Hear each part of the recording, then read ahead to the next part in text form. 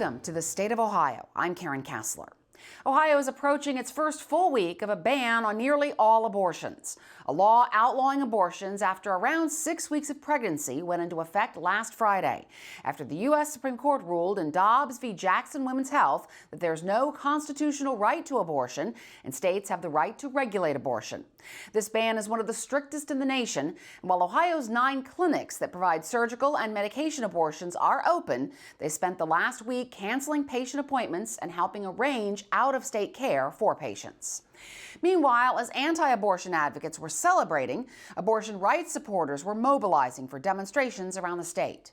Statehouse correspondent Jo Ingles reports. Just hours after the U.S. Supreme Court's ruling Friday morning, a federal judge allowed Ohio's 6-week abortion ban that had been first proposed in 2011 but finally was passed and signed in 2019 to go into effect. The strong emotion surrounding the decision prompted Governor Mike DeWine to do a live-streamed statement calling for civility, though there had been no incidents of violent protest at that point. It's going to be very easy to let this debate get rough and tough, and there's certainly nothing wrong with spirited debate. However, we must do it in a way that recognizes that smart, sincere, dedicated, and caring people can have very, very different and equally heartfelt views. The First Amendment right of freedom of speech, and those who choose to exercise that right must be respected, must be protected. Not the church, not the state. The protests began Friday night, not long after DeWine's comments, when a group of women and men marched onto the grounds of the Statehouse. It's devastating. Obviously, I'm past childbearing age, but I have daughter-in-laws, I have a granddaughter, and my male children and grandchildren as well. And I don't want them growing up in a world that is controlling other people. And frankly, I'm concerned, particularly given Clarence Thomas's concurrence, that this is just the beginning. This just erodes a total number of landmark Supreme Court decisions in the past that affects everyone's rights, and that's why I have this sign here today, and that's why I'm also here to just as kind of a warning, I guess, just to tell everyone, you know, while it may not have affected you personally today, you know, your rights are also in danger. On Saturday afternoon, a group of about 24, including neighbors of Attorney General Dave Yost, showed up for a hastily planned hour-long protest at his Columbus home, armed with pots, pans, and other noisemakers.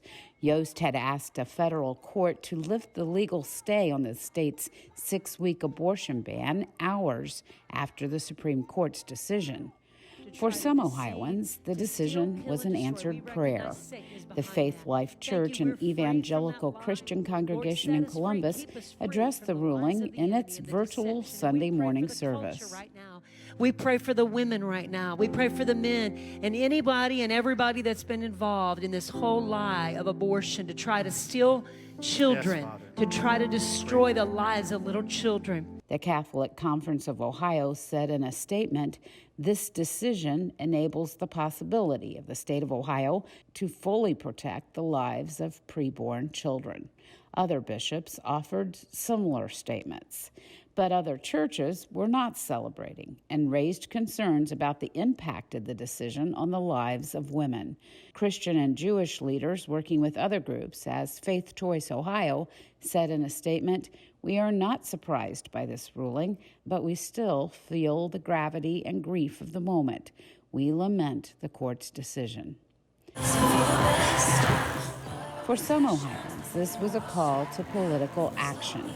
Thousands gathered on the Statehouse lawn, carrying signs and chanting for change. Democratic U.S. Senator Sherrod Brown joined gubernatorial candidate Nan Whaley and U.S. Senate candidate Tim Ryan, along with other candidates. Brown said the power is with the people this November. By this time next year, the Senate and the House of Representatives will have codified Roe v. Wade. And by this time next year, President Biden will sign a bill to make abortion rights the law of the land. A couple of hours later, Whaley and other Democratic leaders gathered at a Columbus home where they spoke to and raised money from people who support abortion rights. Whaley said November's election will determine the future of legal abortion in Ohio and across the country, putting political momentum in the Democrats' corner. I think that has changed the way people are thinking about voting. And then you add to the fact that the Statehouse and the governor are unequivocally way out of step with the majority, I'd probably say probably 90% of the population on this issue. But Ohio Right to Life President Mike Ganadakis disagrees. Well, I'll never tell Democrats what to do, but if they think abortion is the number one issue facing Ohioans and Americans, they're simply wrong, and they know that. Ganadakis says he thinks economic worries, not abortion, will determine how voters cast ballots this fall. But many Democrats have said the issues are linked. In his statement that started the weekend, DeWine said his administration will do more to help pregnant women by improving pre- and postnatal care and depression screenings, seeking to expand health care coverage to mothers and children, and asking his staff to develop ways to identify vulnerable women who need help. But pro-choice Ohio's Kelly Copeland is doubtful and angry. We don't even have a minimum unpaid maternity leave. And these politicians and organizations have the unmitigated gall to say now somehow they're going to be here for people. Where the hell have they been? Where? What took them so long? If this was about supporting pregnant people and about babies, they would have done something. That's not what this is about.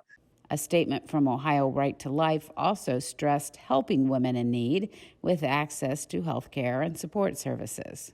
But Ganadakis also says his organization will be working hard to re-elect a Republican supermajority here at the Statehouse so they can pass a total ban on abortion in Ohio, which could happen after the November general election. Jo Ingles, Statehouse News Bureau.